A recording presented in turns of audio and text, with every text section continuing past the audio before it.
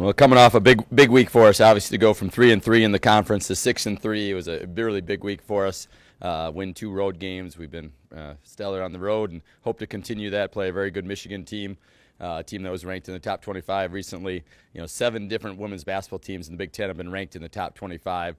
And this is my first year here, but I've certainly been following the Big Ten for a long time, and I can never remember the Big Ten being ranked number 2 in the RPI and having 7 different teams ranked in the top 25 at one time. So it's been a good year so far for the Big Ten, and another big week for us, having Michigan and then returning home with Minnesota at home in our Play for K game. And so excited about the week and hopefully continue to play well. Matt, you announced earlier this week that Kira Morris is joining Kirsten Magrum out for the season. How do you plan now with the loss of those two to balance your roster for the rest of the season? Yeah, we just kind of got to move forward. We don't have a whole lot of choices. Taylor Tuck's been playing well off the bench, and we've kind of used a 6-person rotation. Hopefully Mackenzie Piper and Nia Oden possibly can add some minutes down the road, especially if we get in foul trouble.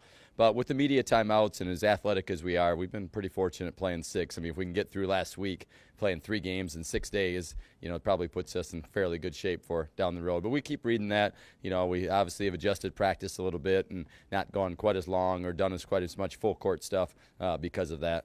But we've got to move forward, and hopefully players will step up. What have you seen in Michigan, a team with another first-year head coach like yourself? Yeah, I compare them a lot to Iowa. They split with Iowa, had 2 close games with them, and that they're highly skilled. They pass the ball really well, shoot the ball really well, and so you can't let it be a game of skill against them. You can't let them run their stuff and feel comfortable. And so we got to have some toughness and take them out of what they want to do a little bit and just be physical with them because they pass and shoot the ball extremely well, and when they do that, they're a really good basketball team.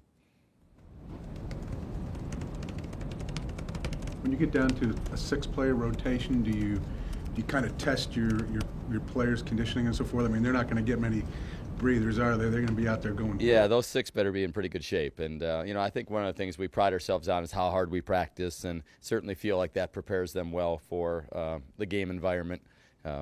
So I think those 6, and those 6 have to be interchangeable too.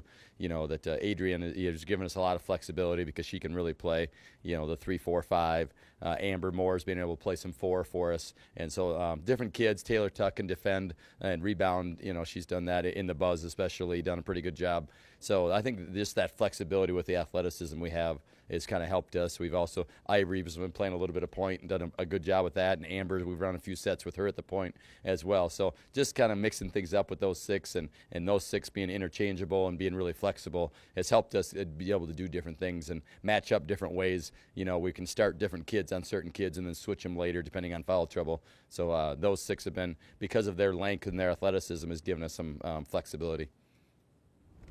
What do you need to see from Mackenzie and Nia before they get increased playing time? Yeah, I said it in the paper yesterday. Mackenzie, just defensively, just show us that you can defend. You can see just the speed of the game. The hardest thing as a freshman is just adjusting to the mental transitions in the game of basketball and be able to see those things happening. And she certainly is getting better, and she's better defensively today than she was 2 weeks ago and growing in that. And then Nia, just kind of a feel for the game, understanding against the zone what pass to make and understanding what we're trying to accomplish in certain areas. Nia's very athletic, but can sometimes slow down and just, let the game come to her a little bit more. You win 3 games and you lose 2 players.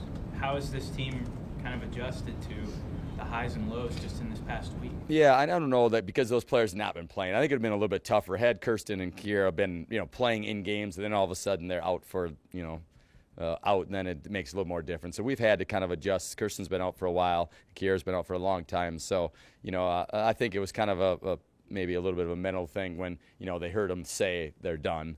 Obviously, that's a big deal. So, but without them playing, hopefully it shouldn't be too much of a transition on the court because we've been out without them for a while.